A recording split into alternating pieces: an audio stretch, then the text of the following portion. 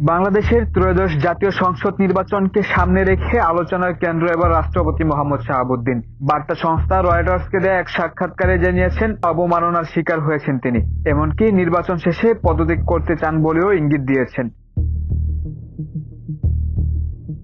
একসময় যার পদকে মনে করা হতো অনেকটাই অনানুষ্ঠানিক, 2024 সালের অভ্যুত্থানের পর সেই পদই হয়ে ওঠে দেশের একমাত্র সাংবিধানিক কর্তৃত্ব।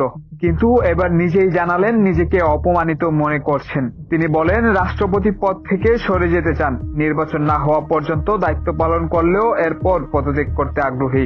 অধ্যাপক মোহাম্মদ ইউনূসের নেতৃত্বাধীন অন্তর্বর্তী সরকার তাকে প্রায় 7 মাস কোনো সাক্ষাৎ দেননি, এমনকি তার জনসংযোগ বিভাগও সরিয়ে নেওয়া হয়েছে বলে অভিযোগ করেন রাষ্ট্রপতি। রয়টার্সকে তিনি বলেন, দেশের বিভিন্ন দূতাবাস থেকেও রাতারাতি সরিয়ে ফেলা হয়েছে তার প্রতিকৃতি। তিনি রয়টার্সকে বলেন, সে সময় অত্যন্ত অপমানিত বোধ করেছেন তিনি, তার কণ্ঠরোধ করা হয়েছে বলেও অভিযোগ তার। এ বিষয়ে তিনি লিখিতভাবে জানিয়েছেন বলেও তথ্য দেন রয়টার্সকে। অন্তর্বর্তী সরকারের বিরুদ্ধে কোনো ব্যবস্থা নেননি। অন্যদিকে অধ্যাপক ইউনূসের প্রেস টিমও কোনো মন্তব্য করেনি।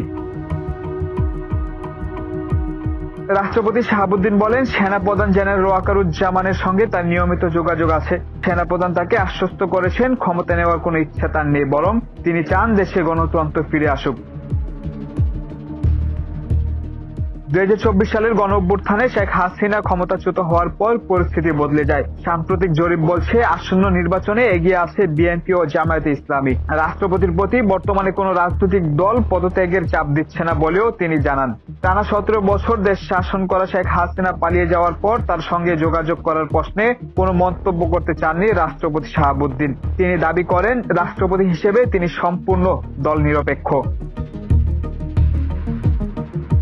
রয়টার্সকে দেওয়া এই সাক্ষাৎকার বাংলাদেশের বর্তমান রাজনৈতিক উত্তেজনা আরো বাড়াতে পারে বলে ধারণা বিশ্লেষকদের। News desk, campus Times.